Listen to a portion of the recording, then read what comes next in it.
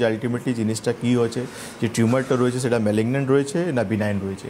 কেন কি এটা হচ্ছে একটা মানে এখান থেকে ট্রিটমেন্ট কিন্তু আলটিমেটলি আপনার স্টার্ট হবে, বা এখান থেকেই আপনার কিন্তু সমস্ত জিনিসে কিন্তু ডিসিশন ফাইনালাইজ হবে।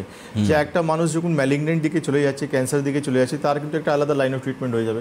একটা মানুষ যখন বিনাইন হয়ে যাচ্ছে, নন ক্যান্সারাস হয়ে যাচ্ছে, তার কিন্তু একটা আলাদা লাইন অফ ট্রিটমেন্ট হয়ে যাবে।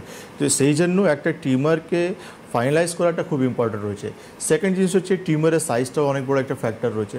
মানে বডি এমন একটা সিরিয়াস জায়গায় আপনার কিন্তু টিউমার হয়ে গেছে, আর সাইজটা এতটা বড় রয়েছে যে তার জন্য কিন্তু অন্য অর্গানস উপর কিন্তু প্রেশার চলে আসছে।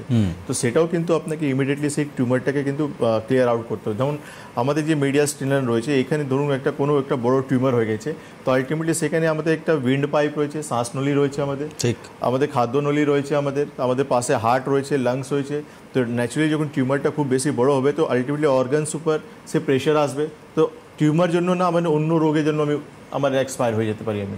তো সেই জন্য টিউমার শুনলেই কিন্তু আমাদেরকে ইমিডিয়েটলি ডক্টরের সঙ্গে কনসাল্ট করে তাকে ফাইনালাইজ করা উচিত। মানে একেবারে বুঝতেই পারছেন যেটা ডাক্তারবাবু বলছেন, যে টিউমার শুনলেই প্রথমে ভয় না পেয়ে প্রথমেই ডাক্তারদের সঙ্গে কনসাল্ট করা দরকার। এবং